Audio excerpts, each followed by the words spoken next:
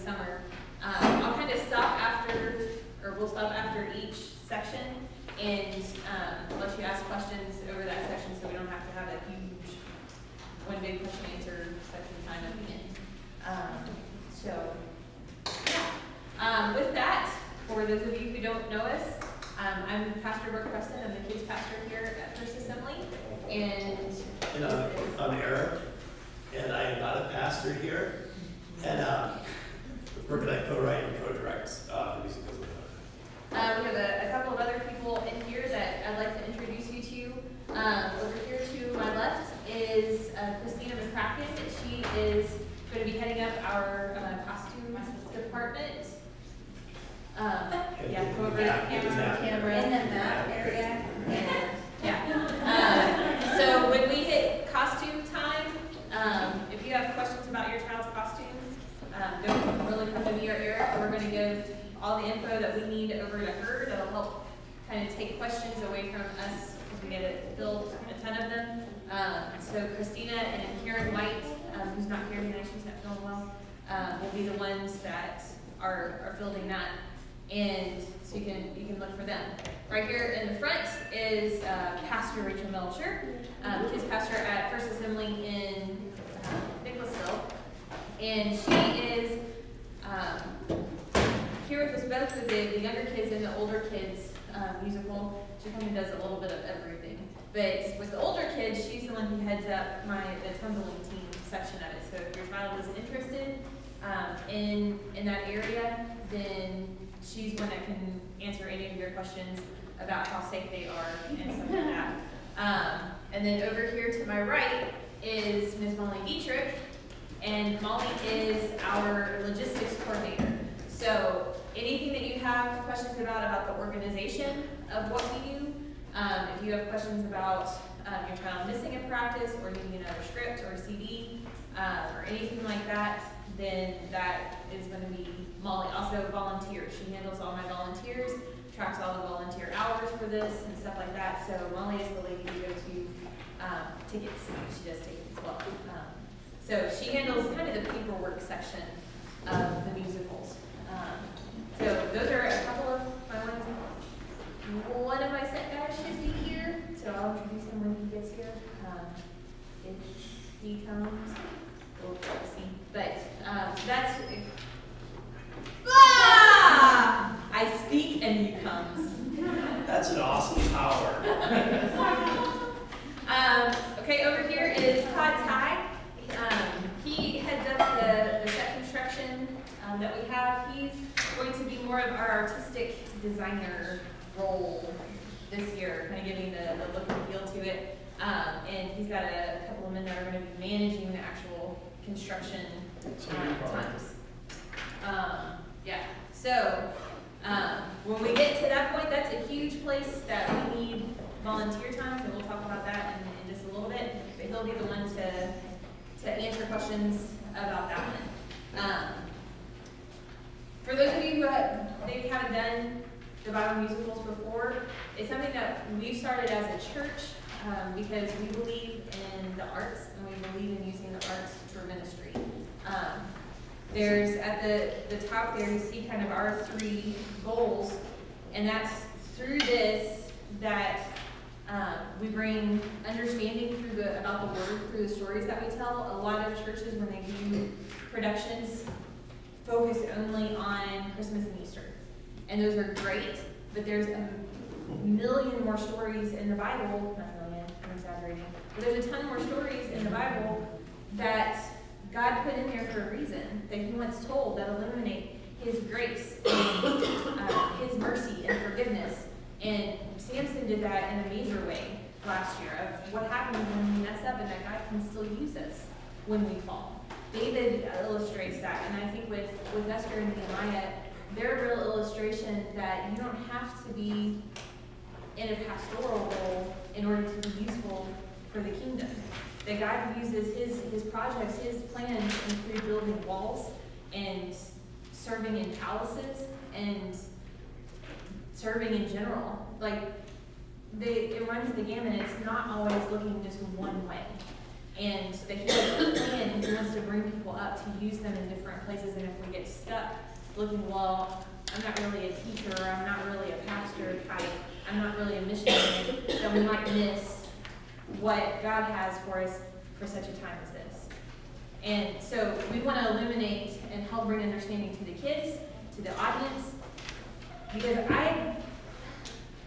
it seems like to me whenever I'm sitting out there, I would spend all year writing the stories, working on the musicals, and then I'm sitting down there in the audience when they're performing it, and I'm watching it, and I'm seeing new facets of the story that I didn't even see in the process of writing it. Where when you see somebody portraying Esther, then suddenly that story comes to life, and you're feeling what she felt. And at some point, you connect with that person. That's why we read stories. That's why we watch movies. We want to connect with a story that's like that. We want to connect with somebody who's going through something that we feel. So we believe in pulling that in and using that and bringing those stories to life and saying, man, I understand Esther better because I've been there. I know what it's like to be like, what if everybody, maybe not at risk of our own life, but maybe at risk of our reputation, maybe at risk of maybe all my friends will leave me if I step out and do what God's calling me to do. And you connect with her at that point because you've seen her come alive and you're not just reading her on the page. And that's our goal in our ministry here. This is one part of it. We also want to develop their gifts. I know I found my gifting through when we did kids musicals here when I was little. And God started pulling out my love of theater. I was the shyest, quietest little girl. People forgot I was in the room. I was so quiet. No joke. And God started pulling out stuff through stuff like this. So the second part is the developing their gifts for ministry and them finding, hey, I can act or sing or dance more than I thought I could. We had a couple kids here that they had no thought that they could ever dance or they ever liked dancing. And one of them ended up getting on the tumbling team and getting into the special dances, working really hard, and he got a scholarship to Asbury through that. So they can discover giftings that maybe would get pulled out of them in a way that wouldn't have in any other place because they, hey, I'm just going to go do this with my friends. Bam, there's something there that they didn't know about. And then the third one is the one that we're really exploring, is that we're going to lift up Jesus. And he promises when we lift him up that he's going to draw all men unto himself. And we want to lift him up through drama specifically. And this is an area that the enemy is really taking control of. God is a creative guy. He writes stories. He paints pictures. Like, that's a huge part of who he is, and the enemy has taken and totally destroyed that and taken that to where nobody really wants to touch that. And we want to come back in and say, no. This is a huge part of God's heart and who he is, to create and to tell stories and to bring to life. And that's what we want to do. We want to take that back and do it in a way that lifts him up and that outreaches to people and that brings them in and gives them a new look at the gospel and at the Bible in a totally different way, in a fun way, in a way that makes them laugh and cry and stirs up their emotions of looking at themselves. So that's our vision. I talk a lot. Eventually we'll get everybody in here. That's okay, because in the office, I talk a lot, so it's totally fair. It all evens out. Yeah, no, I think that story and on any level, whether it's art or whether it's film, theater, or the written word and everything, as human beings, we're more open to truth presented in that way. Jesus told stories. That was how he spoke kingdom truths into the lives of people. And I've watched, like Pastor Mark was saying, I've watched, the arts. I've watched kids kind of find their giftings and their callings in life as a result of, just getting plugged in. And I think the art, whether or not it's somebody like the guys she was talking about that got the scholarship and is really good at it or not, whether it's something that your kids do beyond this is kind of irrelevant. because the arts are good for the heart, they're good for the soul, they're good for the mind, they're good for the whole being, just on a practical level. And anybody that teaches the arts will tell you that. It's a good place for community, right? One of the things we like to do with this is build community. Give kids a place where they belong and where they are feel at home and are comfortable and can make new friendships. Grow spiritually, but also grow socially, grow, just kind of grow as individuals on every plane of that, spiritually and emotionally, mentally, and all that good stuff. So. Okay. So moving on to kind of how this thing works. The main thing, and if this crumbles, then we'll kind of mess everything up, and it's the thing that we're working on to make stronger is communication. We need to communicate with you, you need to be able to communicate with us. And when we do that, then we lessen frustration, and we clear out the waters a whole lot, and it just gets a whole lot smoother. There are 3 ways now that we're going to be communicating. Facebook, that's a great one for us, I know, with the teens, because they're on there a lot and checking stuff out, so that will be a main communication point that we have with them, but also with you. Email, and we're getting ready to launch a website. One more page I need to get done. We'll have a website so that anybody who doesn't have an email, because we've hit a couple of families here and there, and I want everybody to be able to have the same communication possibilities. So we'll have the website, we video all the dances that we do, so that they're able to practice at home. If they forget a move or anything like that, they can see us and practice those. So those will be up on both Facebook and on the website page. The emails, I can't send out videos over email, so that'll be something that is just a communication when we have updates about any types of things, any type of volunteer opportunities, or reminders about getting costumes in or anything like that. That'll be what we're doing, how we'll get out news announcements.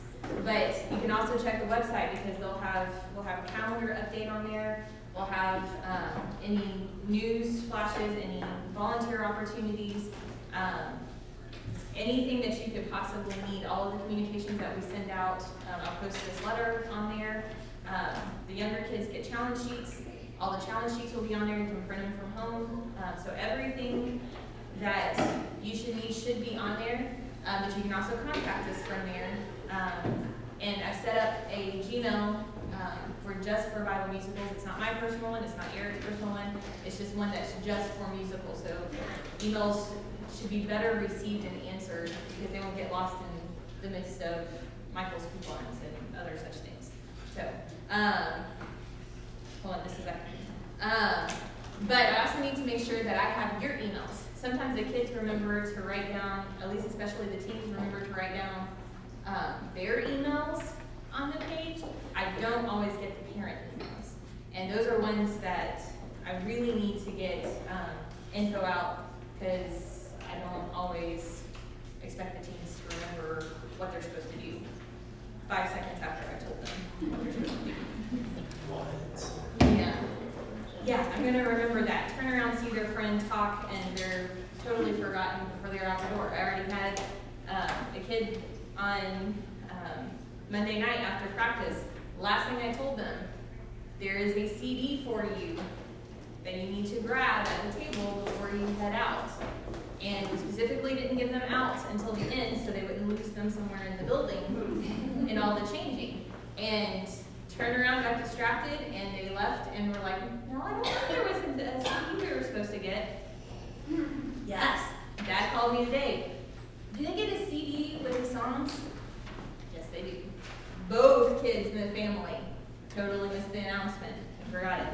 So, I need your emails so that you get that.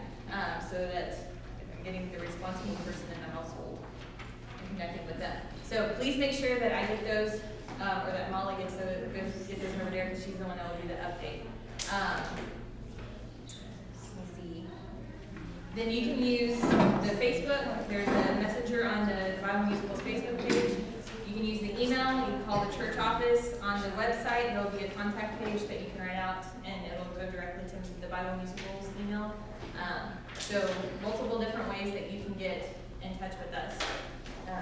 Do you have a website address at this point? Yeah. I believe it's just going to be BibleMusicals.com. But I will put that out on email and Facebook as soon as I have it. It'll go out on those.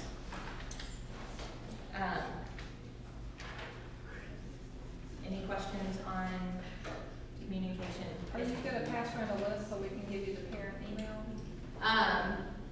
Molly, how do we wanna do that?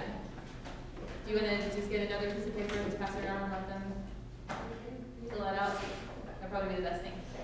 Please make sure that you write clearly what it is, because sometimes I can't tell the difference between, That's for volunteer stuff. Well, we got maybe more of these.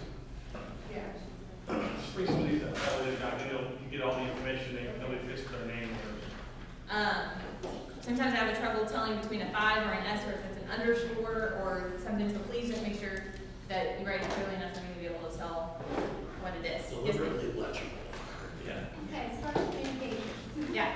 I'll tell you this right now, and you tell me if it's you or Molly I need to talk to about this. Molly. Okay. We're going to fine arts, so we will miss the whole first dress rehearsal and first performance. So Joshua will only be able to be in the second performance of Esther. Okay. And we will be getting off the plane the day of the challenge party and going straight to the challenge party because he wants to complete all his challenges and do the party. If there's another challenge to be done while we're gone. No, it'll be done before that week.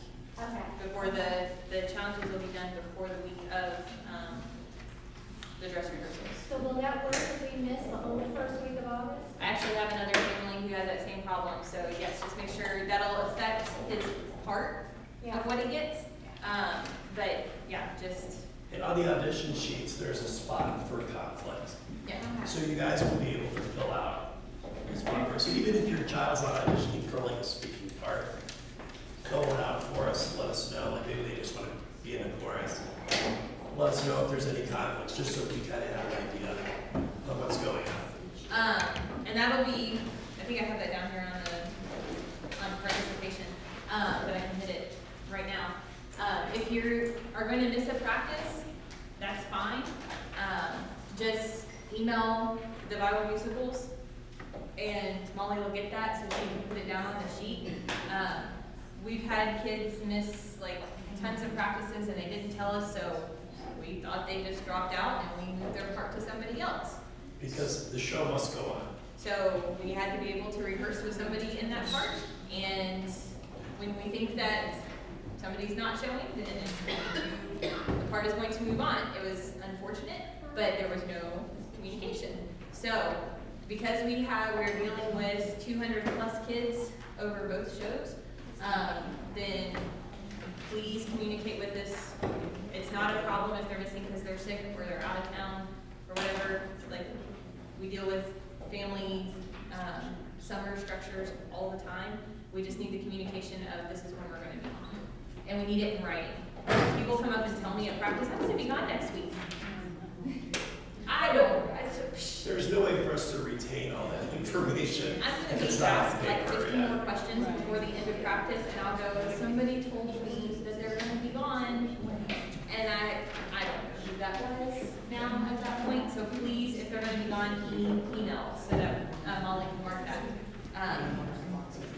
Do you want me to take my decisions? Yeah, this is going to take try to get your voice, but, It's good. I want to talk. yeah. Go ahead. Okay, cool. So signing in and signing out our older kids for Nehemiah.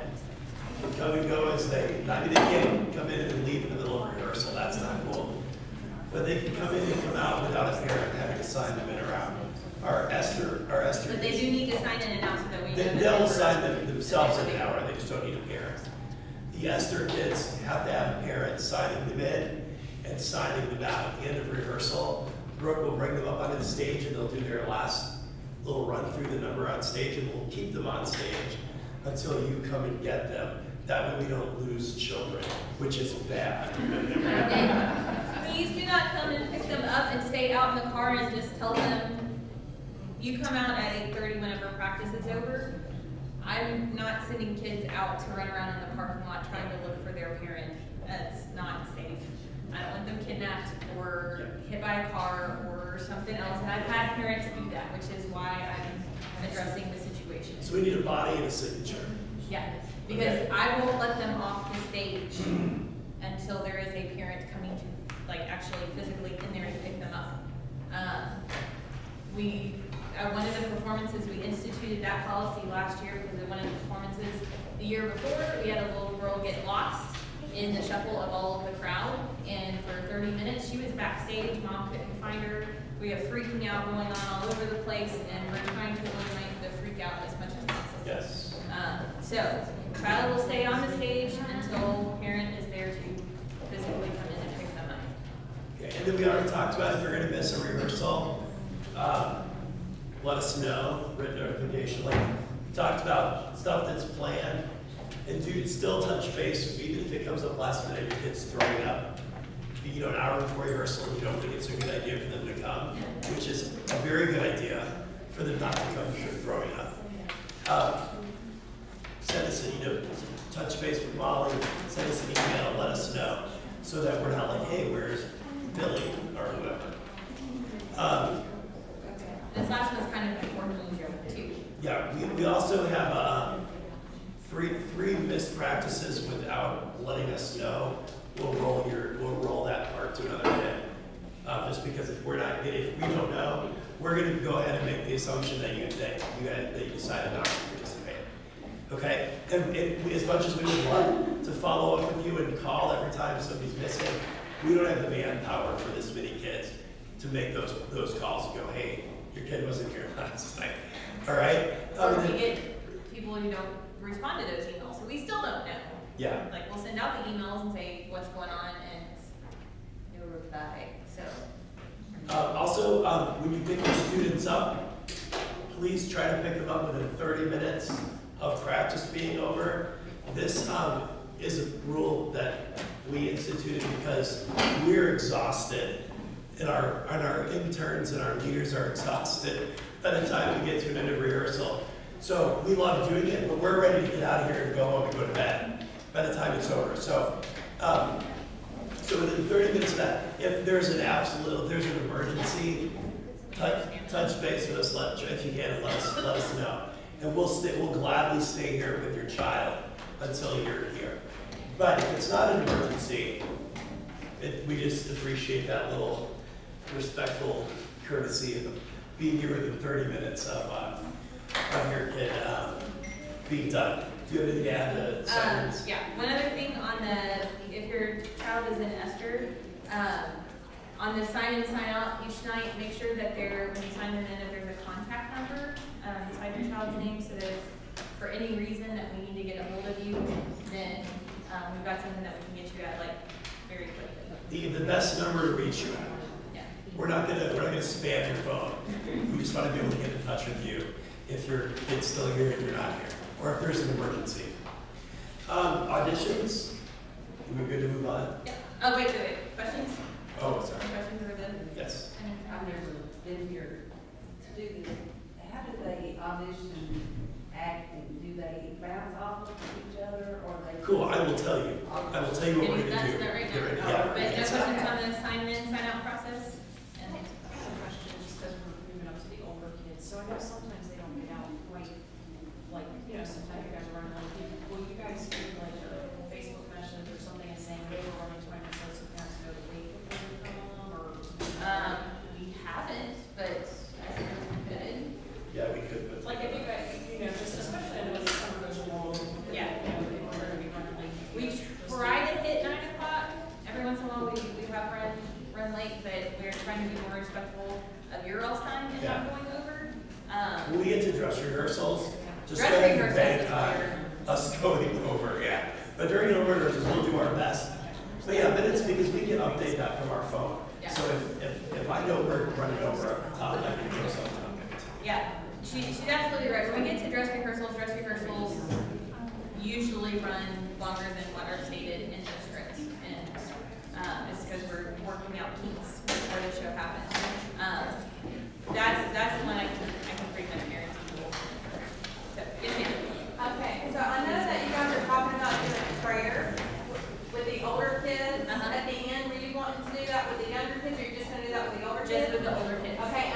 talking 5 or 15 minutes? I know that doesn't sound like a big deal, but I'm doing carpool, and I've got one mom that probably, but if I let her know, hey, it will be just 5 or 10 minutes, but Okay. I just didn't know how much longer after that. Get to that one in Okay.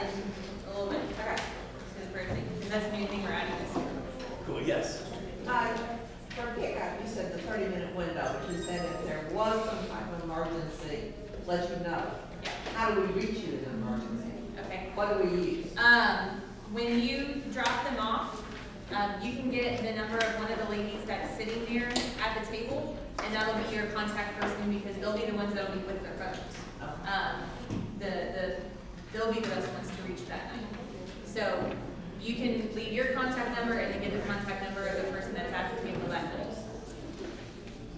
Yes, ma'am. So that your cost would be different each time? Yes. That will be different each time because that's a volunteer place, so we'll have different people running that each week. Okay. Cool. Let's talk about auditions. I love to talk about auditions because I get excited to see your kids come in and audition. And I feel like I get a chance to educate your kids, and I get a chance tonight to educate parents a little bit on what to expect from auditions. I've already gotten to talk with all your kids about what to expect. Last year, we changed the way we did auditions for 2 reasons. The first year, I had a full head of hair. And then, yes. And then that's not true. They were right. And anyways, it was kind of chaotic, and that's horrible for us. There were people that Brooke didn't get to see that I saw, and that Karen White saw some people that I didn't, so we're having these conversations. Well, I thought they were pretty good. Well, but you don't have to direct them. We do, you know. So it was just craziness. And I think it's stressful for the kids. There's very few auditions in the world you'll ever go to where there's a room of 30 people shouting out what they want to audition for. In fact, I'll put money on the fact that it doesn't happen anywhere. I've never seen it happen in my experience. So we wanted to set it up in such a way that if your kids want to audition for shows or films or whatever outside of Bible musicals, they have some idea of what that's going to feel like and what that's going to be like. Because we want to invest spiritually into your kids, but we also want to educate them too in the arts, okay? So what we did last year, Brooke and I were at a table, we had a person on camera and somebody reading with your kid. They came in and we filmed the audition, sent them out, sent someone else in. So we saw them 1 or 2 at a time with the little kids. We did 2 at a time with the little kids, 1 at a time with the older kids. It worked really, really well. We got to spend some one-on-one time with the student, and we got to go back and watch them, because after a day passes, we're like, let me see, John Smith, which one was he? So we can look at our list, go back through and watch John's video, go, woo, that's right. I remember thinking he was awesome. So that's what we're going to be doing. We don't use the video for anything else other than for our own reference point when we're casting, okay? Give me 1 second. All right, so we're going to do that again this year. For another reason, we found that when they were all together in one room, we got a lot more upset kids about parts that they didn't get. And I think it was because in seeing everybody else's auditions, they compared. And, well, I thought I did better in this. And what they didn't see was maybe the next week's they did a better audition in another room, and they didn't get to see that one. So in eliminating them coming in with just us and them, they had nobody's audition to reference but their own. Right. And so it helped keep the comparison down, and therefore helped keep some of the jealousy or backbiting and other stuff down as well. So that's one reason that we do it, them and us, and that's pretty much. Yep. And I'm going to tell you guys exactly what I told your kids on Monday night and on Wednesday night, and that's this, and kind of prepping them. Actors, performers tend to be super sensitive people. I really am a sensitive person. If I go to an audition, I beat myself up afterwards. Even if I got good feedback, I'm like, no. I shouldn't have done this. I should have done this. You know, whatever. So we pick ourselves apart. And so there's always disappointment in the performing arts. So what I told you kids, what I want to tell you guys, is that what we do here is an anomaly. And I know I don't need to ask you what an anomaly is, but I definitely asked the little kids if they knew what an anomaly was. And what I mean is this. If your kid comes and auditions for a part, they will get a part. Last year we had to write new parts and add parts because we had more kids than we had parts. And that's what we do here, okay? So the good news is the biggest disappointment you'll have to coach your kid through is that they didn't get a bigger part, that they didn't get the part that they wanted, you know. And that's where bullet number 1 under the auditions come with. Please pray with your kids over the auditions because what they need to deal with is expectations. They're expecting that they're going to get the best role that's out there. They want to be Esther. They want to be Nehemiah.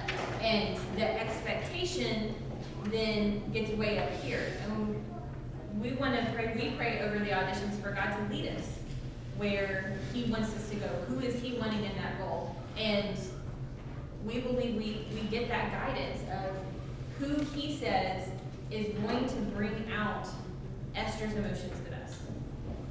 Who is going to portray who she is? And that's what we're looking for. And sometimes the girl that we picked the first time that we played Esther, she really wasn't the best person, best actress that we had.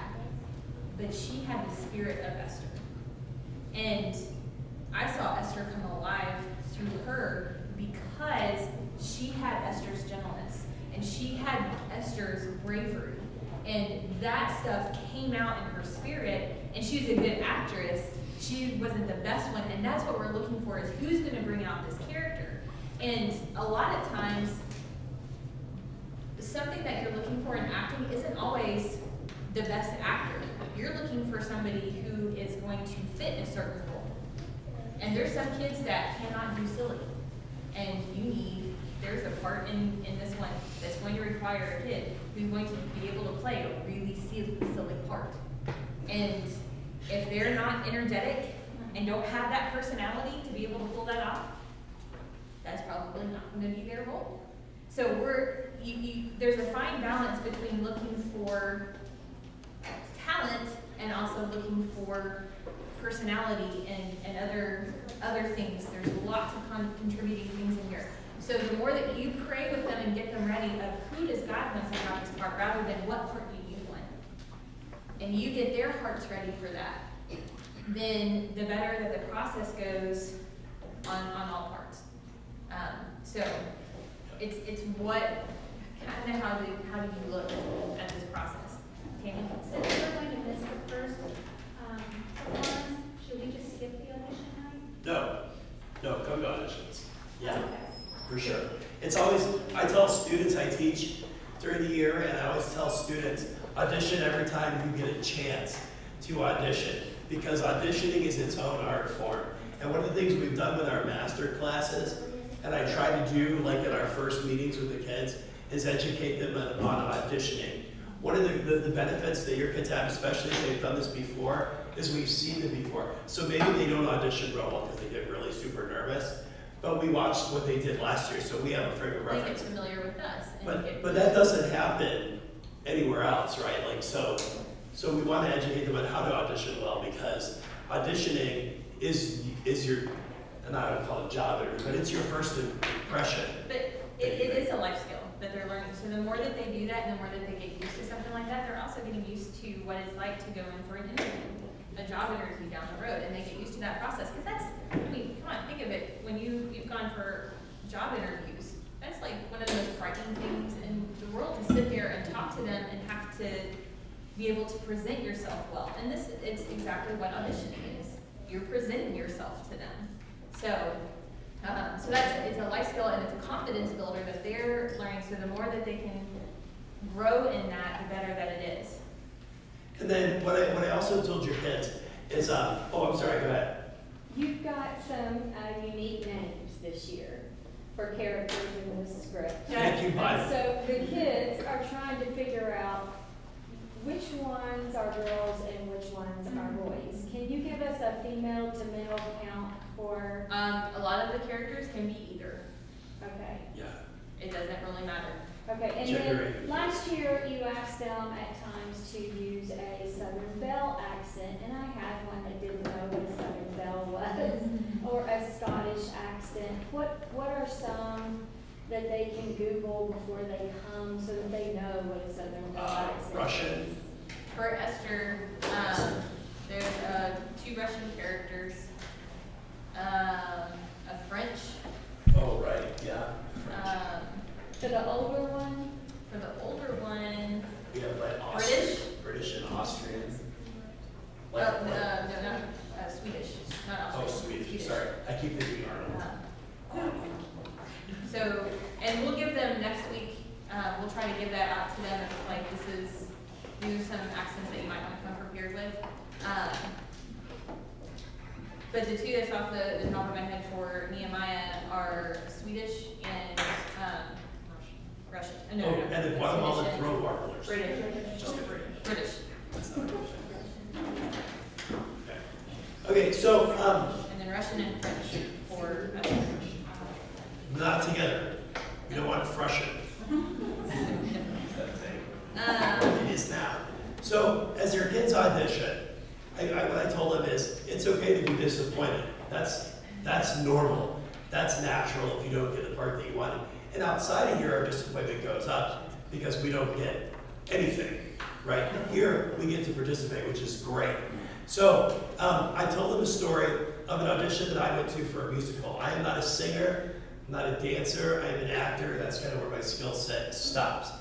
But I love to do the other things. But I thought, I'm going to go audition for this musical, and I'm just going to give it everything I've got. I'm going to take myself out of my comfort zone. So I came prepared with a Johnny Cash song, which is a horrible idea for a musical, unless it's a Johnny Cash musical. I did my monologue, felt like I nailed the monologue, but I knew that the song was horrible, and I left, and I came back the next day to check the callback list, and as suspected, my name was not on the list. So I walked away, trying to convince myself that I knew that was coming, but there's always that hope, so I was super disappointed. So later that day, the director catches up with me and goes, "Hey, thanks for coming last night." I'm like, "Well, glad you guys had an opportunity to laugh." But he said, "No, we've got a role here where we need somebody that's a strong actor that can act well with their face and their body." And he said, "But there's no lines and there's no singing." And so I said, "So wait a minute, I auditioned for a musical and I got cast as the Mute?" And he's like, "Well, yeah, are you interested?"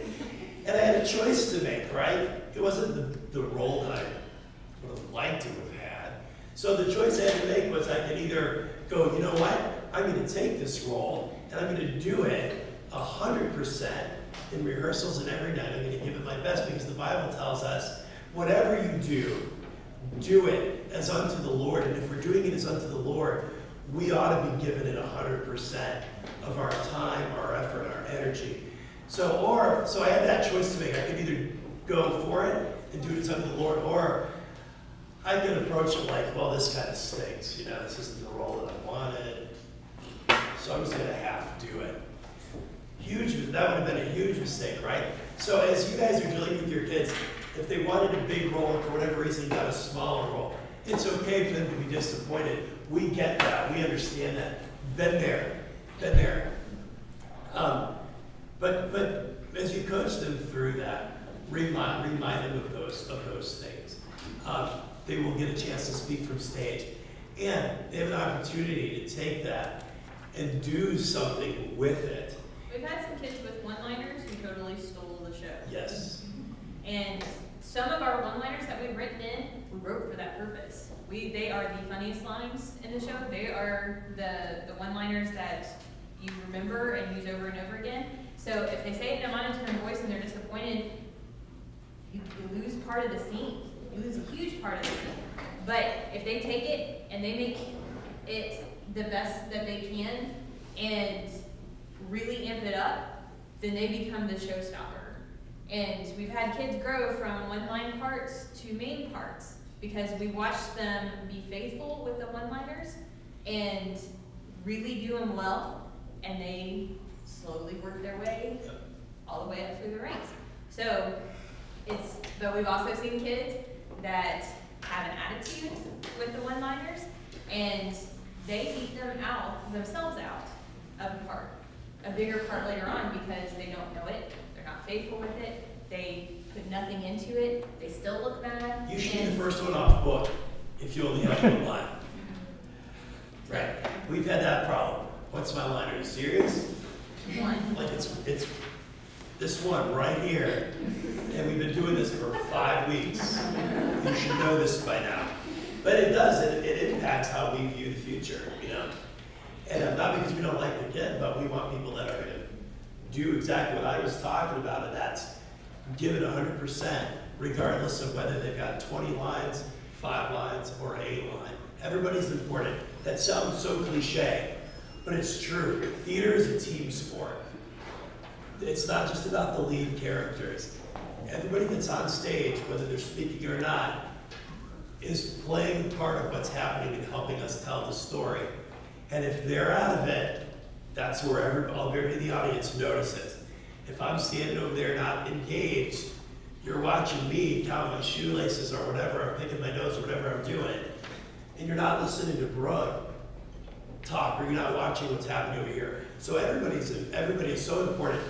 And like what you said about those one lines, I've stopped rehearsal and gone, everybody, that is how you steal a scene. That is how you take a line and you make it your own. That's how you act. And everybody wants to do that. Everybody wants to be, you know. So remind your kids that. I don't want to say there's no small parts because I hate that saying, just because it sounds so like they're there. But it's really true. It's really true. There are no unimportant parts. So. One other thing that goes into which part they get is how much availability they are. If you're going to be on vacation a lot throughout the summer, not a big deal. We work with that all the time, but they're not going to get available.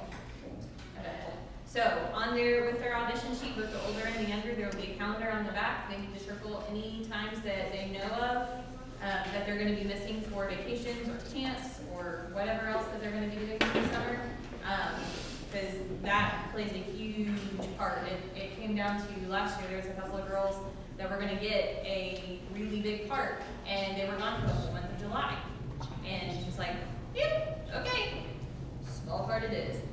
And it was sad. Our 2 really good actresses couldn't do that. They still got to be in the show, they still got a part, but that really affected the consideration of what part they got. But it was helpful for us to know, because we've also gotten in situations where we cast somebody for their talent in a really big role, and they were gone all summer. And so none of the scenes that they were in got to work with them, got to get used to things, and which is frustrating as a director when you don't have people to run a scene. Well, it's also frustrating for their teammates in the scenes, because they're like, I'm here every week. I've only got 1 line, but they're gone every single week. Like, how is that fair? Does everybody remember Ugly Betty from last year's Samson? Yeah. I read for Ugly Betty in scenes, which was not everybody's favorite thing for me to do, by the way, nor my own. But it was funny. But anyways, yeah. So we always have to, and there's those times where we're gone, and that's okay, not us, but as students. And when we know about it, it's fine. We can plan for it. Everybody's expecting that. They're expecting Mr. Eric to come in and read the role of Esther, or whatever. Also, sides or scenes, select pieces of scenes from the musical, we will have available in the church office after this week, and we will also post them on the Facebook page for sure. So you can download them. You only need to download 1. There'll be 3 options for the older kids. There'll be 1 option for the little kids. We do 3 for the older kids, not because you need to do all 3, but so we don't get crazy hearing the same scene over and over again for 4 hours. So there'll be 3, so it rotates for 2 nights. Yeah. Also, if your kid's not auditioning for a special dance or for a solo or for an acting part. They just want to be part of the group, you know, where we do the big dances and the singing the choruses and stuff. They don't have to spend their evening here. Also, there will be sign-ups, time slots to sign up for. So if your kids are signed up, you know, from this time to this time to this time, you don't have to come for like 5 to 9. You don't have to be here for that whole time. Okay, for Nehemiah. For Nehemiah, right, sorry. In Nehemiah, the way it works is next week at practice, we will have sign-up times for them. They'll come in, auditions will run Monday and Tuesday night from 5 to 9. There are acting parts, there are solos, and there are special dances.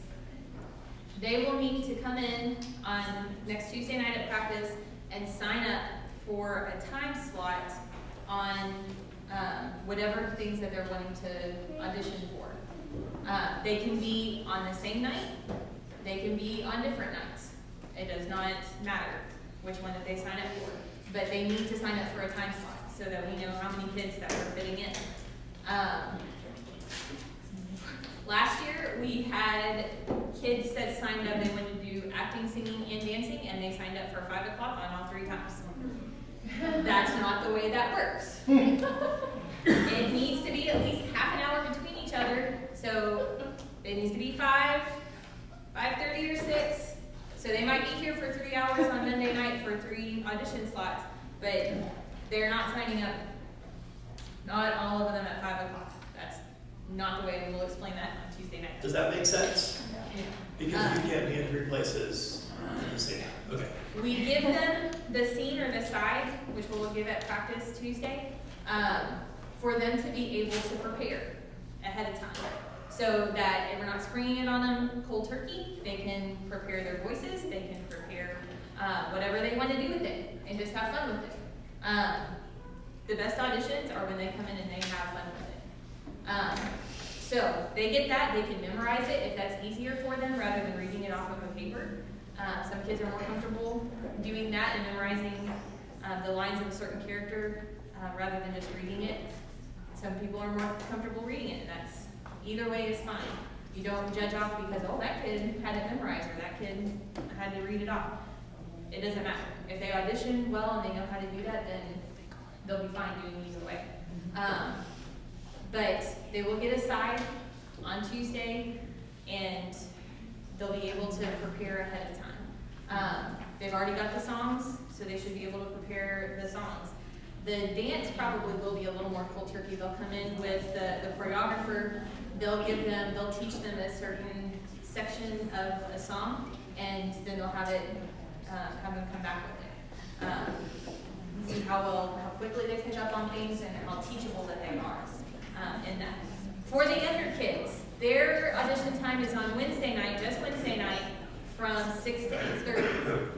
They will also be given sides ahead of time because most kids can't read really quickly at 2nd grade, 3rd grade level sometimes. So some of them feel more comfortable memorizing things and are familiar with things ahead of time. And if that helps them audition better, that's what we want to do. So they will also get sides on Wednesday night, and we'll post those on all the places so that they can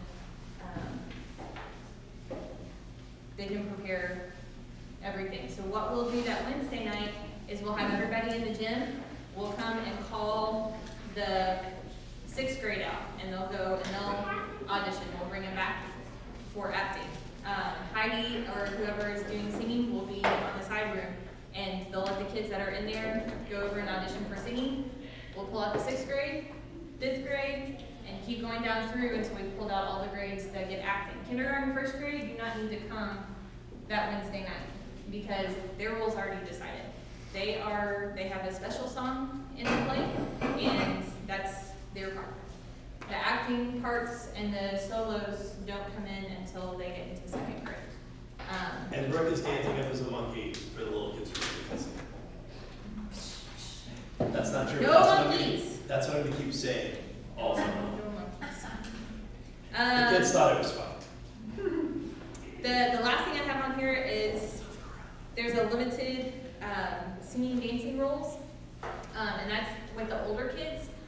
Sometimes they just want to do a solo. If they just audition for a solo or a dancing role and they don't make it on one of those things and they don't audition for an acting part, then it reverts back to them just being part of the chorus. So if they want to at least have something, then they also need to audition for acting. Because acting, we will make sure that everybody has something. We can't do that with the solos and the dancing. Questions about auditions? That was a lot longer than I wanted it to be. But it's a big thing. We have a daughter who's not been able to be at anything that you had already. Yeah. She's had dance recital and stuff. That's No So, worries. she just comes on Monday and Tuesday, and that's when It's not this Monday and Tuesday, it's next Monday and Tuesday. Yeah. And I can give you the script and the CD for the musical. Which one's she in? Esther or Nehemiah? Okay, I can give you the script and the CD tonight, so she's gonna at least read through the story and hear the songs and everything. And that's pretty much where everybody is. We talked in a little bit of a dance last week, but with acting, they're just kind of getting used to each other and doing some acting games and stuff like that. Solos, or the singing, they've just been warming up vocally and stuff like that. So we haven't gotten into anything heavy because this is our 2 weeks of like flexibility of who's doing it, who's not. So we had tons of people who this last week were out on vacations already and had finals weeks and other performances. So not a big deal. We're good. Did you? Oh, go ahead. Are there extra rehearsals for any certain parts or? Good question. Special dances will have extra rehearsals. They will have many extra rehearsals. Those special dances are special dances. Those are kids that are super talented in dancing, and those are kind of our prima dancing roles right there. So they like to get them. They can be complicated, so they do have extra parts, extra rehearsals. This year, those that have some of our major acting parts will be called extra as well. The singing doesn't get called extra typically. And the minor characters won't be called extra. It'll be mainly when he needs to work with like the Nehemiahs, the Esthers, the ones like that, are actors that have a ton of lines. And that's so, otherwise they won't ever get into the choreography room, so they'll never learn any of the choreography, so we'll pull them out some other time so that they can learn the choreography as well. We haven't done that the last couple of years since we're learning from our mistakes. Would that be the extra practices on the schedule or additional extra? Additional extra. So, as parents, it's something good for you to know. If you don't want to do additional practices, then you've already, make sure you tell them before they come and audition, no special dances for you, no major roles for you. So, make sure that you communicate that with us. But so you know yes, there will be additional outside of the scheduled times for special dances and the really major roles. Yes, ma'am. Do you have any idea when those extra practices? That will be set with, they'll look at schedules with people, and that'll be set by the choreographers for the special dances. Okay. Yes. Oh, but they will know that the night of auditions, the choreographer should come in and say, all of my extra practice times will be on Friday from 3 to 5, or something like that. So, at audition night, they will know that. Yes. I want to go back to communication relative to that, to the special dances and things, because I know that really is separate from the other things, but a lot of the communications last year were through Facebook, like group messages, and I'd like to make sure that parents are always members of those groups. We're going to coordinate with the choreographers that are in charge of those groups, and we'll do a message on Facebook, email, to make sure that you guys are in the loop. Okay, participation. I'm going to read through this, and then you just add anything that you want to add. I don't want to belabor it too long because you guys have already put in an hour with us. We expect anyone who has signed up for the musicals to actually participate in the musicals. If your child is hiding in the bathroom, if they're a dude, I will pull them out of the bathroom if they're not using the restroom. Had that happen. and I will put them in here and make them, and I will assign an intern to watch them and make sure they're participating. Because it hurts everybody else if they're not participating. Kindergartners, sometimes it works out with the little ones, sometimes it does not. We've had a darter before who was a total security risk. We put 2 people on it and she would still get away. So that would be on a trial basis. If that's not working out, we will pull the plug. Also, if there are multiple times that we speak to a disruptive student for either being disruptive or not participating, then we will ask a parent to attend rehearsals with them.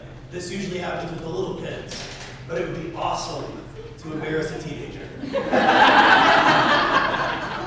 because then you get to come in and do the choreography with me and they will love that. I'm big Zumba. I'm kind of the Zumba instructor for the summer. So if you want to exercise, you're welcome to come in and do. I've had moms come in and line up in the back before and do the choreography with us. That's like a free class. It's a good deal. Also, Brooke mentioned earlier, we'll be doing the challenges again this year. The challenge party will be on Tuesday, August 11th. That is totally optional. Like, you do not have to participate in those. They're just a way to increase their knowledge of the Bible and the story and kind of bring it back to practical. How do I take the story of Esther and make it practical to my life? Because I'm not probably going to marry a king. Drat. So, it's let's get a little bar there. That's what you're thinking, get a little bar. It's just making it practical of, let me take the stories of Esther, the story of her and the lessons from it, and put it into practical use, or what the challenge will be.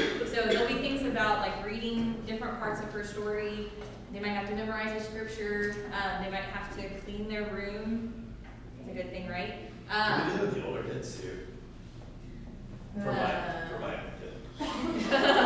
Maybe not just for Thomas. Yeah, just for kids. Clean your room. Everybody is doing this. But it's one of those things it's great for the kids to learn some more. It's not meant to create more work for parents or to stress you out. So don't do that. Don't listen over it. But it is really, really good for the kids. It gives them an opportunity to kind of, like Brooke was saying, dig into the story a little bit more. And for you guys to it opens a discussion about the story with you and them. So it doesn't just become us teaching them and talking to them as their directors. It becomes a family event. And that's really cool because what you guys invest into their lives goes further than what we're able to invest in their lives. So it's a good opportunity for you to spend some time with your kids. Questions? Well, I was just going to say what I love about those challenges is some of these stories have some intense situations. Yeah. And so I've really appreciated in the past, you know, how they just kind of left the, you know, like we've gotten the main story, but kind of, so really and truly whatever is on there is really okay to read. Because sometimes just pulling out like the whole story, it's maybe not appropriate. Yeah.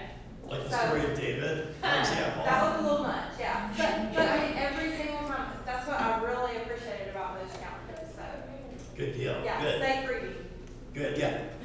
All right, tickets. So every family is going to get 2 comp tickets, just kind of right off the bat. So when it comes to ticket time, you can come up to the table, the sign-in table, and tell them your family name. They'll give you your 2 tickets for whatever performance that you want to come to. Esther, Nehemiah, it doesn't really matter, and they'll mark your name off. If you want extra comp tickets, you must work.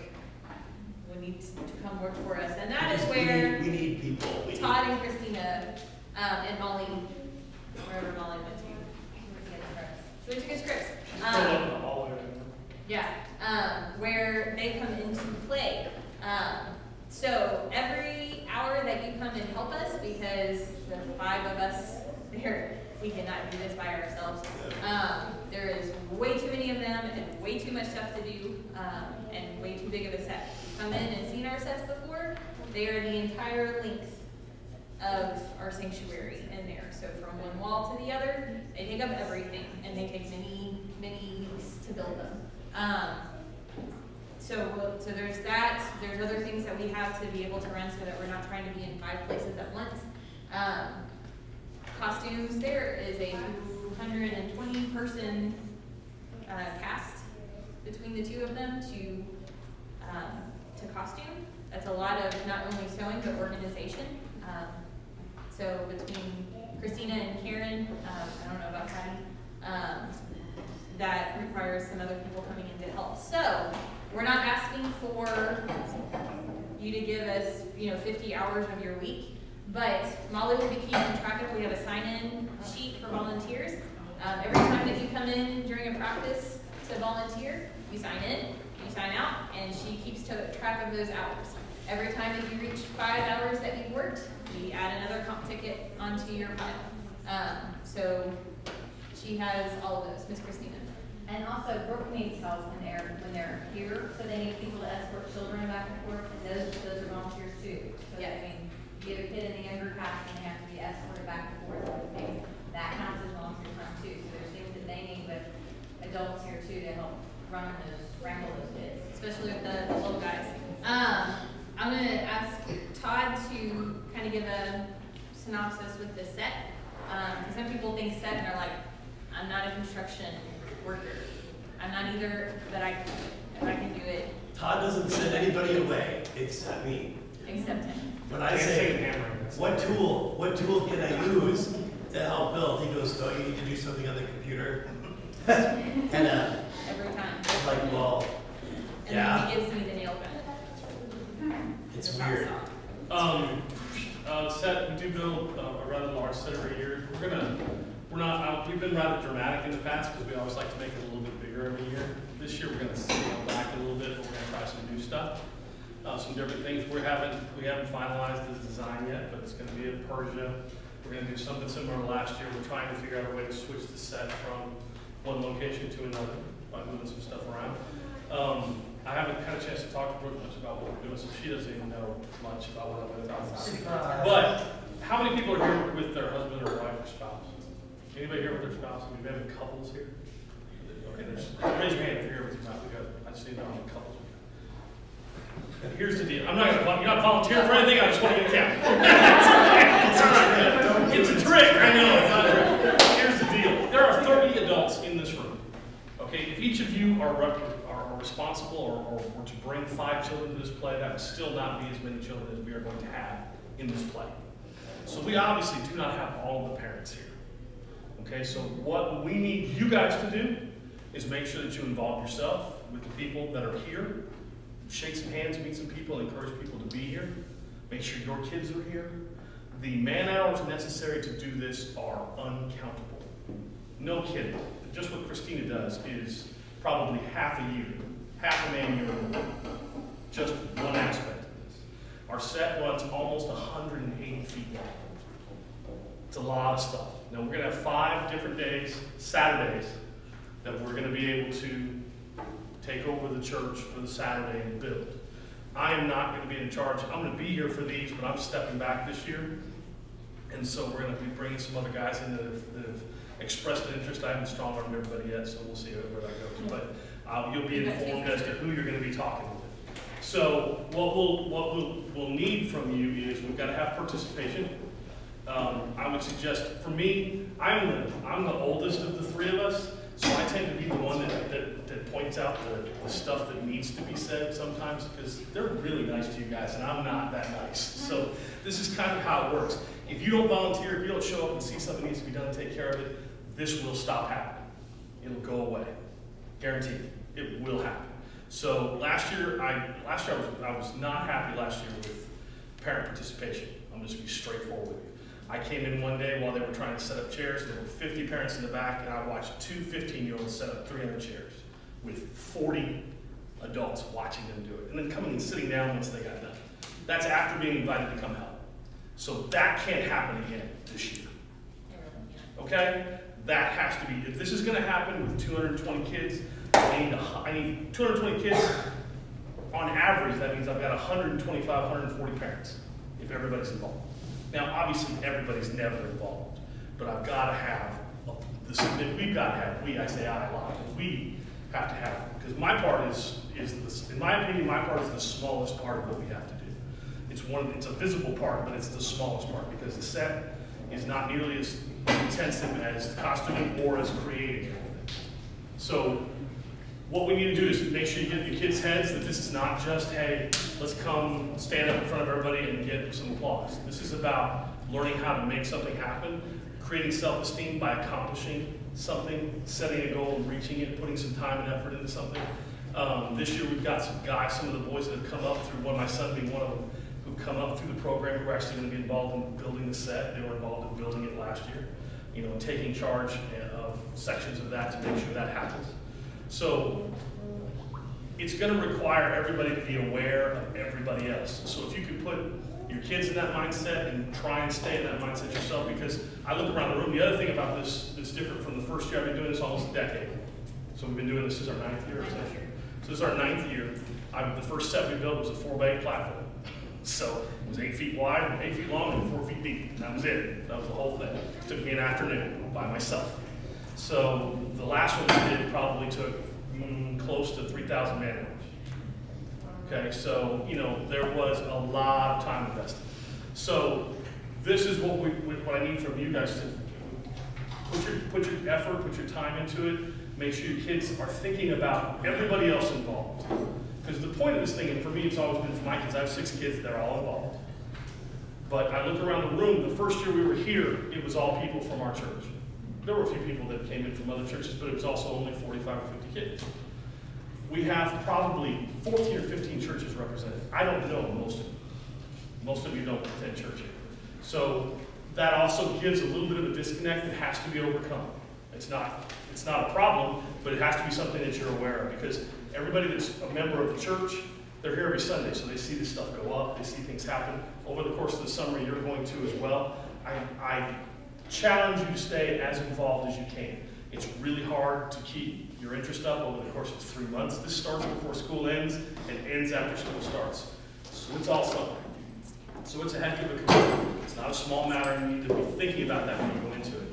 As far as the set stuff goes, my particular part of it, we'll be working on Wednesday nights and probably one other night during the week.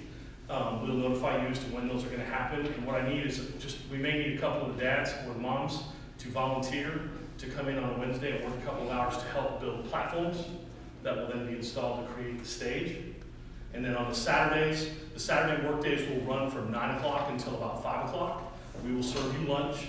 The kids are involved, that's great. If you want your younger children to come, anybody below the age of 13 or 14 years old, you need to let me or Brooke or Molly or Eric know that they're doing that. That's a trial basis. If they're a problem, I'm going to call you and you're going to come get them. Okay, that's just, I can't have it because we've got way too much stuff going on. Yeah. Do you have those Saturday build dates? Oh, they're on the calendar. They're in the schedule. You'll see set construction dates on Saturdays. I believe they start in July. Yes, they start in July. Yeah. On the platforms, we'll start earlier than that. The ones in July, we start building the walls and we start going out. July is actually when we start creating the stage in the sanctuary. Now we have another little hiccup this year, is they're also renovating the sanctuary, supposedly. So I'm involved in that, but I've been out of town for a week, so I'm not sure where we're at with it. So if that does happen, that'll be something we may have to work on as well. And with that, we're not asking for the entire Saturday, 9 to 5. Come in when you can. If you can give a couple hours, if you can be here from 9 to noon. We ask people to That's give a fine. half a day. If you can come in the morning, come in the morning. If you can come in the afternoon, come in the afternoon. And this year, I'll make sure that we'll offer childcare for that one, so that any of the moms right here is able to come in and do that as well. But to give perspective on that, because some people get intimidated by construction and think we can do that. It's not that big a deal. It really isn't. We're not constructing a house in here, some solid stuff. We have a process we've used for about 7 or 8 years that kind of developed out of building the set. It's very cookie cutter, it's very manufactured. You learn how to do one thing and you can work for the rest of the day.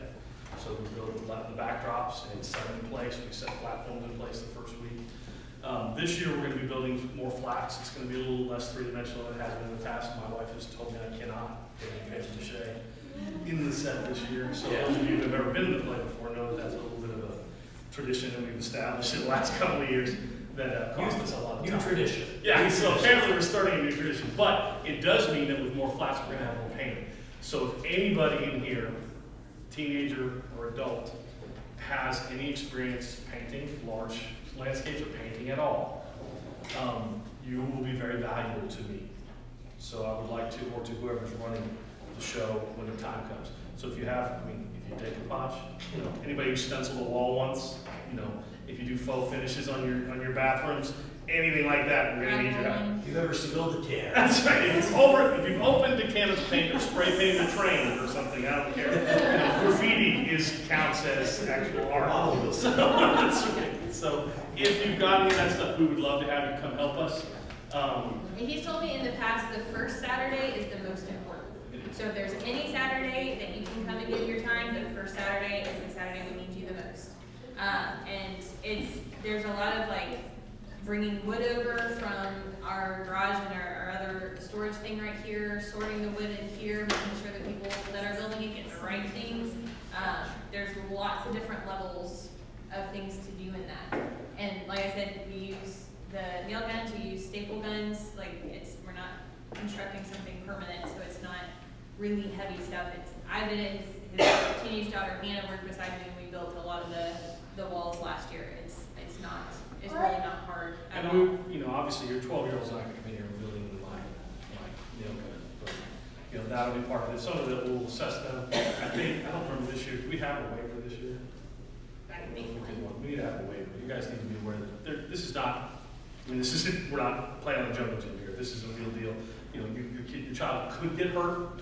We do everything we can to make sure they stay safe. But, you know, there are 50 or 60 people just milling around. So it can happen. My daughter got squished by a flat last year. It didn't hurt her, but, you know, they weigh about 50 pounds and she's only about that tall. So, you know, she just happened to run away from one and it fell over. So we've never had a kid seriously injured in 9 years. We've had bumps and bruises and guys fall. One kid swung off a ladder and did a thing when he was testing a rope swing for us. But other than that, he walked away, so it wasn't that bad. But I think for us, the big thing's going to be that was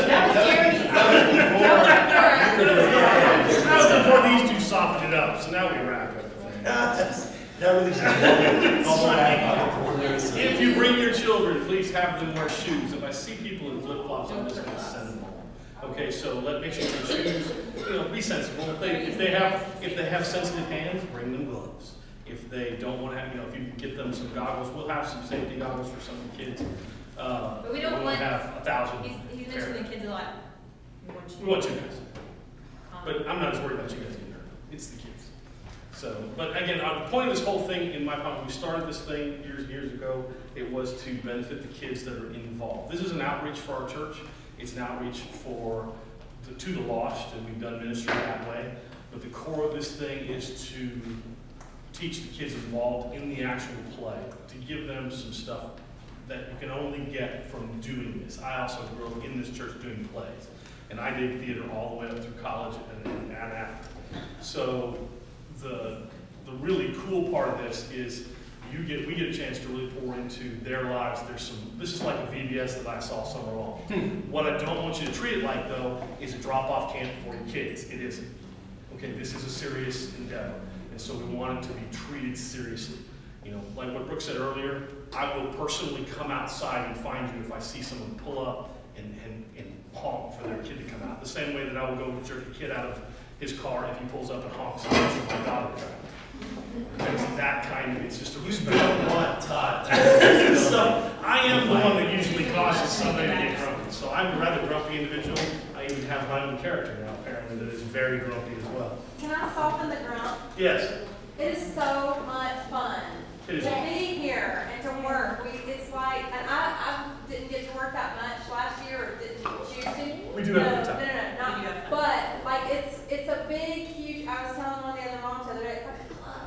You know, it's so much fun, and you'll meet some great people. You will meet some new people. You'll meet people you don't know, and obviously many of you probably know each other. That's how you found out about it. So we do have a blast. We really do like to have a good time, but it is a big thing, and there are deadlines we have to hit. So sometimes you have to be very serious about it. As you all know, you're all parents, so you're all aware of how this works. So I'm not telling you anything you don't know. I just want to make sure that somebody says it out loud so that we know, everybody knows. So you have the dates on your calendar. On the schedule, every kid has a schedule. They're in their script. So if you did not get one of those schedules, go and find your script. It's in the back of it. And plug those into your calendar. We will send out reminders about it the week of those things. Yeah, it's the green or the red sheet in the back of the script. There's some here if nobody got them, but they are in each script. Yeah, they are there. We did provide them. So anything that we're doing is on those. So plug those in. I'm guessing costumes will also probably be here those days. We'll be here on set days, just the same with sets, we'll be here then. We're also here usually during practice times. So not necessarily every time somebody will be here to represent either me or Karen, every single time we'll have somebody here. Yeah, so you can come in and work with costumes as well. That's another endeavor. There's a sign up for sets over here. I'd like to, we kind of have to, we have to communicate outside of it, not necessarily outside of what they've set up, but if you do have an interest in being involved with set stuff and helping with that, I need to get your information. Some of the practice times will be here, so if you're interested in coming in on a practice time, a Monday or a Wednesday night, and helping them to start assembling the platforms up until July, then sign up on those. If you have an interest in helping with the costumes, not sewing, that's also organization. It's a lot of organization.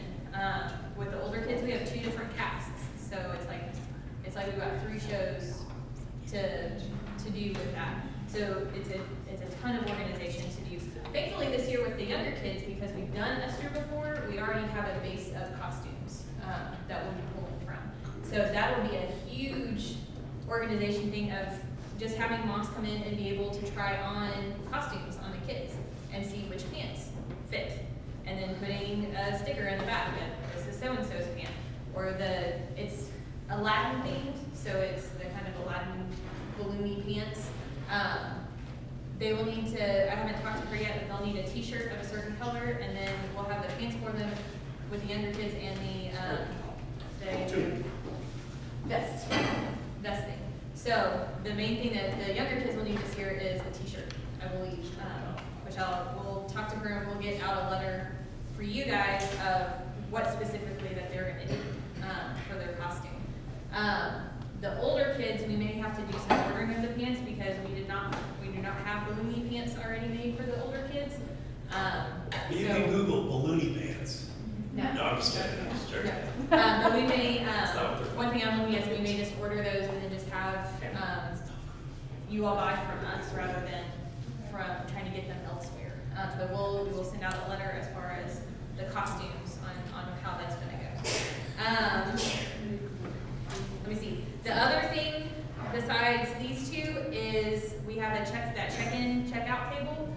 I need parents there that are there during practice because they check the hallways to make sure we don't have escapees that have gone out in there that's like, I don't want to do dances, I'm going to go out and sit in the hallway. So It's not just little kids. No. That is one of the funner volunteer jobs. Yeah. So the people at the check-in tables also will be selling t-shirts and tickets when we get to them and stuff like that. So those will be during practice times with both older kids and younger kids. So Molly is the one to see for that. She has the sign-up sheet somewhere. It's over there. It's over there. I only saw 2 of them. I have the costume. There you go. The costume will be over there too. Yeah. So if you're interested in helping with any of those 3 areas specifically, then sign up in those things and we'll get an email list to have those get going. Yes, ma'am. Then you still like a few parents in the younger musical and dance program? Yes. What Christina was saying, to have parents with the younger kids help transporting them upstairs and downstairs and stuff like that. So I kind of usually assign them to a group, and they're in charge of that group. They go with them wherever they go. So that still falls under with Molly. I would encourage you, if you have time to stay for the practices, come and stay. My wife comes and stays with the kids when they're here. She had to kind of when the kids were younger. Now that they're older, she loves to do it. So you'll get to meet lots of the other moms and the other dads that are here. She's the main one who comes and dances. Yeah, she's my mom. My wife is one of the ones that dances in the back instead. So it is actually a lot of fun. You get to hang out with the kids. It's the kids, if you've got, especially for the younger kids, to have your mom around is just that much more fun. It keeps them focused, keeps them going in the right direction too. And it gives you the opportunity, because again, this is more as much, what Brooks' job as children's pastor here is to help parents, to be a tool that helps the parents become better parents and give them opportunities to parent. It's not her job to necessarily train your kids, it's to help you train your kids and to give you the opportunity to do that. And this is an excellent opportunity. There is not going to be one better unless you want to shout it in school. Because it's going to be 4 or 5 hours of uninterrupted time where they're busy doing something else. You don't necessarily have to hover over them, but they'll perform better with you in the house here, and they can certainly use your help. And you'll really enjoy it. So my wife has developed some great relationships with the ladies that come to these regularly, and I don't think she would trade it for the world. She spends a lot of time here just for that reason. The last two things that, and anything on like the tickets or volunteers or Cool. Moving on. The last two things that we have relate totally to Nehemiah. We've changed the outreach performances. It's a vital part of what we do because we noticed after a few years that the kids were coming and up with this very eager attitude of, look at me, look at my part, look how I performed. And they're like, we don't like, no, that's not what we're doing these for. We need to focus attention back out to what this is really for. And that is that you can use drama, not just for yourself, to get yourself a little golden statue about how well you did, but that you can use drama for ministry. The ministry isn't just preaching, it isn't just teaching, it can also be in the arts. And we added the outreach performances to kind of start getting in that mindset of you can use this to outreach to people, to get the word out there. We're changing that up this year to change it from there being these performances that are about us and these performances that are outreach, and combining the two of them.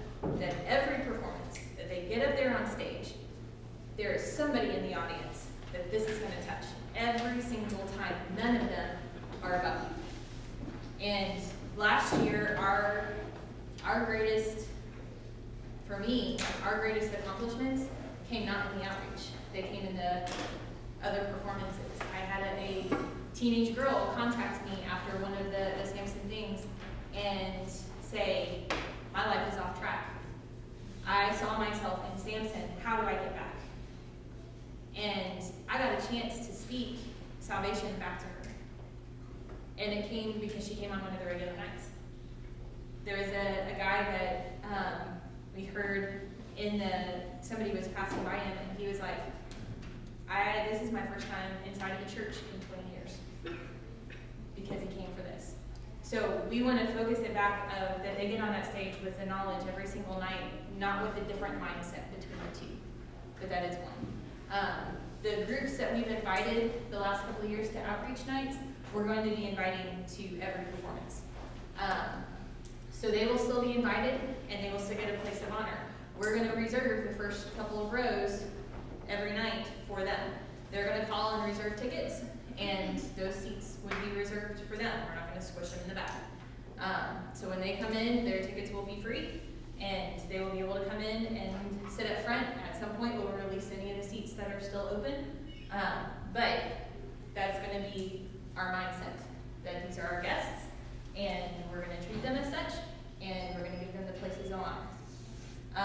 Every performance is a ministry, really. Yeah. So that's kind of our approach to it. So we've changed the way we're doing it this year. There are dates on your calendar that are outreach dates. And that is so that we can build a relationship up to. Because the best outreach is when you're already building a relationship with people and they trust you. So we're going to be, those times are completely optional.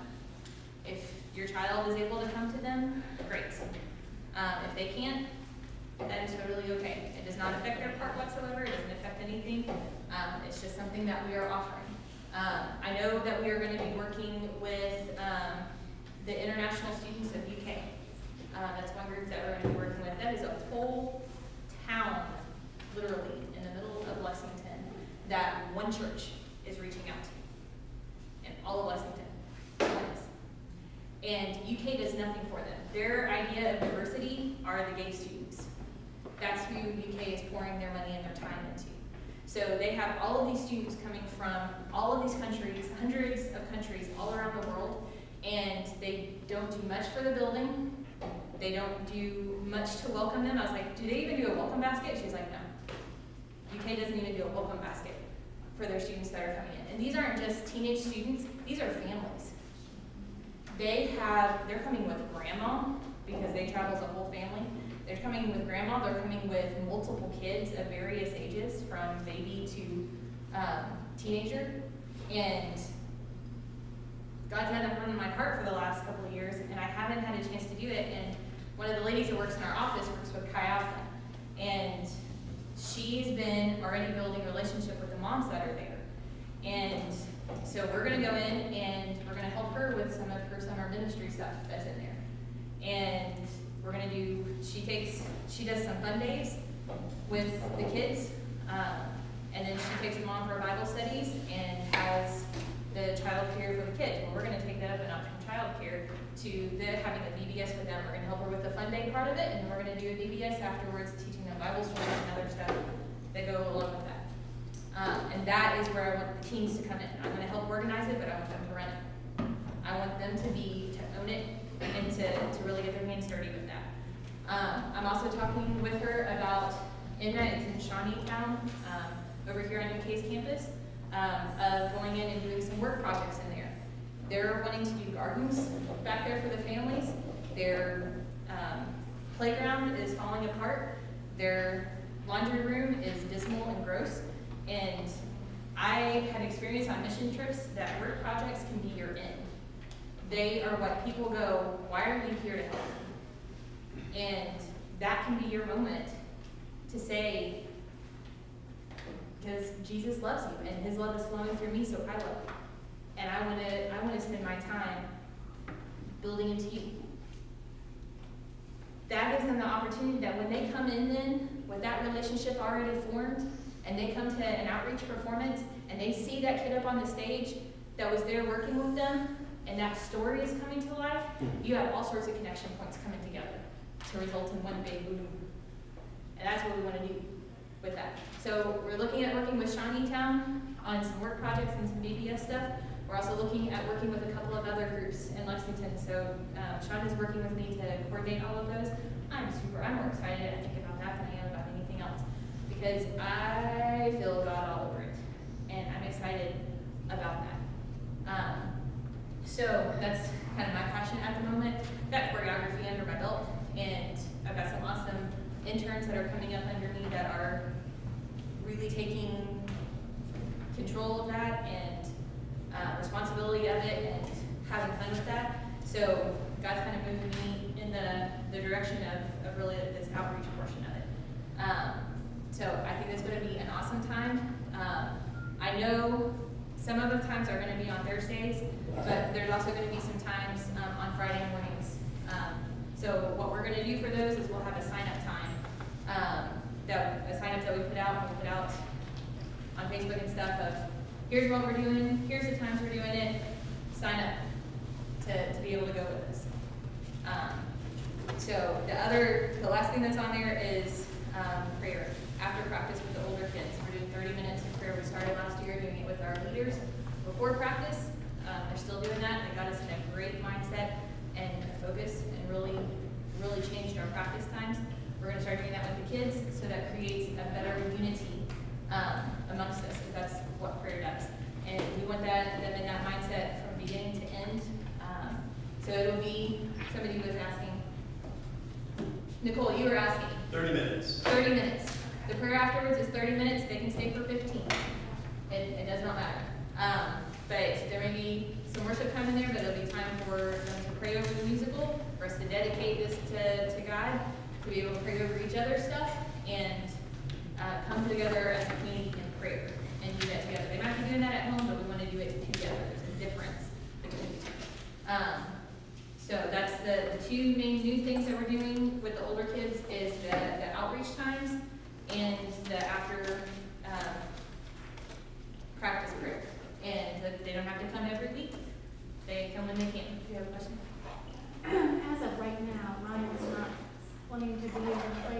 but he's wanting to be more involved in set construction and stuff like that. Great. Would he be able to be a part of the outreach? Yeah. Okay. Oh, yeah. Most definitely. You guys can be a part of the outreach. Yeah. You guys can come for the That would be please. fantastic. So you guys are a part of this as much as the kids are. Like, this is a community not just of the kids, but of you all, of the families. That's, our focus is families. I'm not wanting to take your kids out and separate them out. No. This is exactly what he said. This is all of us coming together to put this off. If you were to go to work with any other play with your kid, they would charge you for it and they would ask for your time. Both. And they would be charging you $150 plus to be in a play. So we're just asking for your time and maybe to buy a costume. So that's where it comes down to. Any questions for that last little bit from you all? Is there anything that we can, say or how to encourage parents to? Because one thing I hated, like last night, Molly and I thought about it later, I forgot to remind everybody about tonight.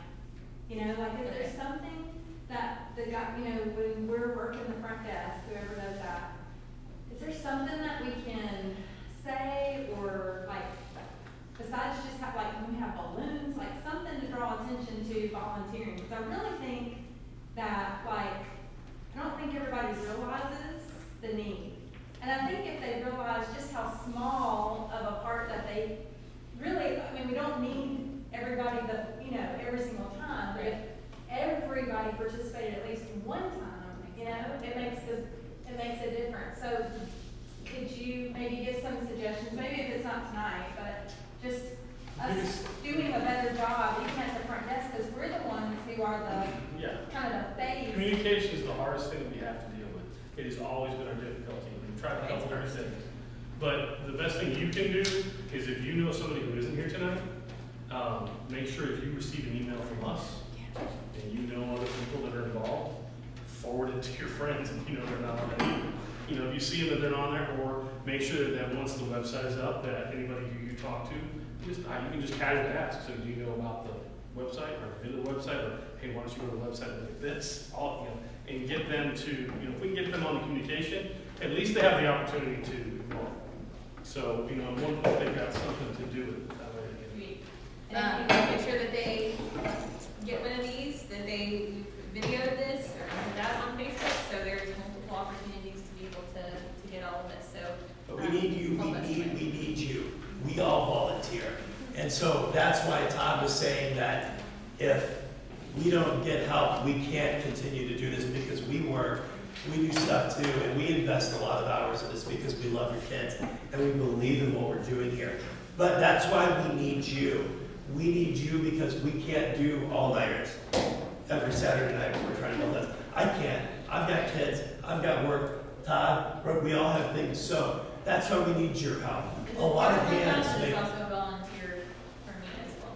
A lot of, well, yeah, Brooke's on staff, but she doesn't get bonus for the hundreds of hours she puts in. My point is, that's not to pass on that. We do it because we feel like God wants us to do it. Otherwise, we wouldn't bother with it. But because God's in it, we want to be involved in what He's doing. But in order to make it happen, the 4, 5, 6 of us can't do it all by ourselves. We'll burn ourselves out and have to stop. Oh, I'm sorry, Jerry. There's one thing we talked about in this set. This year we changed the way we're doing the deconstruction. Not only do we do it the day after, we're going to wait almost 4 days. Deconstruction is probably one of the most important dates not to this. Because the people that show up, it's a lot of work. We tear everything that took a month and a half to put up down in about 9 hours. So I need a lot of hands, we have to pull a lot of nails, smash a lot of staples, carry a lot of wood, because when we're done, it has to be back to Sunday morning ready. And once again, there's lots of different levels of work. There's light stuff, there's harder stuff, and there's something for everybody to be able to do. There's costume stuff. There's taking props down and just putting them back in their home. There's so much work just to get everything back to normal that that kind of stuff is. So if you can, that's the kind of thing that, you know, if you're not going to come to if you can make it to one of those construction days and nothing else, make sure you come to the construction and make sure your kids are here. Well, and it builds, doing those events builds community amongst us as adults too. So we talked really about community for your kids, but this can also be a connection point for all of you guys and us as well. Having worked in in theater, the worst people to work with were the prima donna actors who came in every time and never put anything into the sets or anything else, and they came in and it was all about me. Where do I need to go? Where do I need to stand? What am I going to put on? And they had that mindset that everybody was working for them. And everybody in the crew wanted to kill them every single time because they didn't care about the set. They didn't care about their costumes, and without fail, those were the costumes, and they were the ones who ruined the set and their costumes more than anybody else because they didn't care. They didn't have any ownership of it. And that's one of the reasons that not only with you, but the kids that come in to participate, because it gives them ownership over what they're doing. And they're less likely when they have been the one to put all of those. Right, not everybody does it. Yeah. When they make a corner of the set, they're gonna take care of that corner of the set. That's why Nehemiah, when he was building the wall, he had everybody who was doing it take care of the part of the wall that was across from their house. Because then they're gonna make sure it looks right. They're gonna have to look at it every day. They're gonna make sure it looks good, and they took ownership over that wall. You back and read it, that's what he did. You take care of from this part to this part because it's right in front of your house. And they got into it. So I'm asking you guys as family, this is your musical, you're inviting your friends and family to this, to take ownership of it. And I'll say with costumes, take ownership of your costumes, your kids' costumes. If you don't know where that costume is, have your kid know where this costume is. They can add to their costume as long as it's been approved. And we asked them to. Last year we had a guy that was a barber, and he added everything in the world. His costume looked totally different than the other cast because he added things to his costume and made it him. So he'll have a base. That is just each person in its ownership. That's exactly what it is. So teach it to your kids. And guys, but here's the thing, we're super excited to have you guys involved, we're excited to have your kids involved, we're excited to Lots of new people this year. yes, we do, and we're excited to tell the story of Esther, we're excited to tell the story of Nehemiah. I think that God is saying something to us, and then as a result, through the kids, and that they can learn and grow. What is God asking of us? Where is God's faithfulness on a scale of 1 to 10? It's not really there, but it's a 10 in case you're wondering. Being the most faithful. But a lot of themes about God's faithfulness and people that normally wouldn't have been, shouldn't have been, by typical standards in the situation, to make a huge impact. God empowered them, God equipped them to do those things and prove that He was faithful through Nehemiah and through Esther. And that's what He wants to do through you. It's what He wants to do through your kids. It's what He wants to do through all of us. So we're excited to have you guys on board. We've already kind of sort of gotten started this week. And that's what reminds me what it's all about. When I see these kids come in here, I get super excited to teach them and to work with them. So thank you guys for your time tonight. We take so much of your time. We'll work on streamlining that for the future. There is a lot to go. There's so much material. How many people are first time have never been here? Nice. Good, thank you guys. You're really quiet. You guys are way too serious.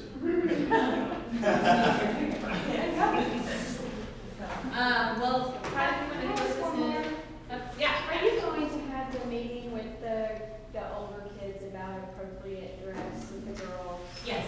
I will, this next Tuesday night after practice, I'll pull the girls aside and talk about appropriate dress for they're coming in to work out, essentially, because we're going to be making them sweat and stuff like that. I'm going to ask, and I'll get it here so you guys can take it home and enforce it. I'm going to ask that they not wear just leggings. If they're going to wear leggings, they can have shorts over top.